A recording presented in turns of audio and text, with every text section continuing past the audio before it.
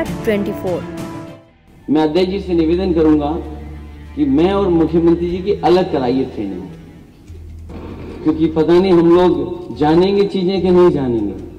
नकारात्मकता किसी जनप्रतिनिधि को कभी आगे नहीं बढ़ा सकती, कभी नहीं। जितने उदंडता करने वाले लोग थे वो सब लुढ़कते चले गए। आज हम आपको जो वीडियो दिखाने जा रहे हैं वह यूपी विधानसभा में कार्यक्रम के दौरान का है, जिसमें योगी और अखिलेश दोनों ने एक साथ शिरकत की। और जब अखिलेश ने अपना भाषण शुरू किया तो उन्होंने योगी पर तंज कस दिया। पहले आप वो सुनिए। और जब मैंने पहली तस्वीर इसकी देखी सदन की, तो मुझे लगा कि कोई आईटी सेंटर का उद्घाटन होने जा रहा है। अपने अध्यक्ष जी का बहुत बहुत धन्यवाद और आभार प्रकट करूंगा, और सरकार ने जो सहयोग किया है उसके लिए बधाई देना चाहूंगा। जैसा जानकारी मिली है कि इसके माध्यम से सब जानकारी सदस्यों को मिल जाएगी।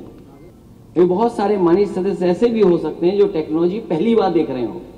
और जहां तक ट्रेनिंग की बात है, क्योंकि अब सभी सदस्यों को एक साथ ट्रेनिंग मिलेगी, मैं अध्यक्ष जी से निवेदन करूंगा कि मैं और मुख्यमंत्री जी की अलग कराइए ट्रेनिंग, क्योंकि पता नहीं हम लोग जानेंगे चीजें कि नहीं जानेंगे।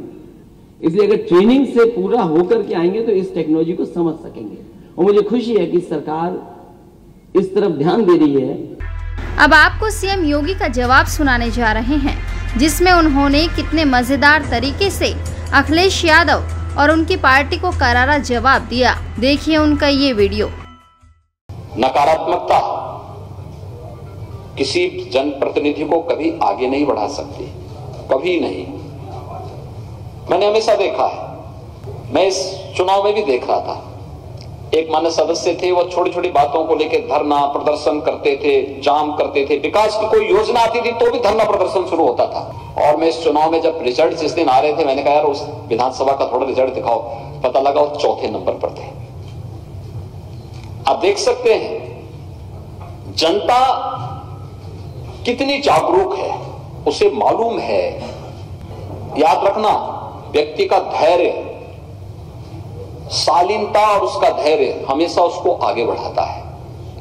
उसका उतावलापन, उसका हर एक मामले में हस्तक्षेप करना हमेशा उसके पतन की ओर लेके जाता है।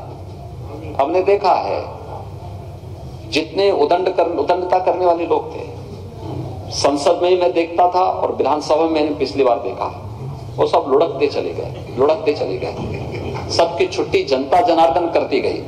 लेकिन सकारात्मक सोच के साथ जिन लोगों ने अपने कार्यक्रम को आगे बढ़ाया, जनता ने उनको हाथों हाथ लिया। अगर उत्तर प्रदेश में जातिवाद की राजनीति सच है तो सुरेश खन्ना 9वीं बार कैसे विधायक बन गए? उनके जाति का 1000 वोट भी शाहजहांपुर में नहीं है। हमारे स्पीकर 8वीं बार विधायक बने हैं, इनके जाति का वोट नहीं है, लेकिन फिर भी बन रहे हैं। यहां पे हमारे विपक्ष के जुड़े हुए तमाम मित्रगण हैं, मैं उनसे भी बोलूंगा कि विकास कार्यों में हमें राजनीति को आड़े नहीं आने देना चाहिए।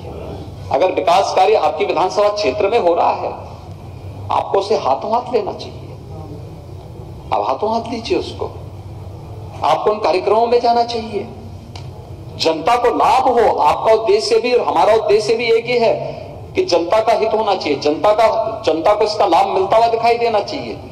और अगर आप उन विकास की योजनाओं के साथ जुड़ करके जनता के बीच में जाते हैं तो उसका श्रेय तो आपको मिलना है, उसका श्रेय बीजेपी को या बीजेपी के सहयोगी दलों को थोड़े मिलना है, क्योंकि आपकी विधानसभा है, आप इस समय विधायक हैं, जनता ने आपको चुना है।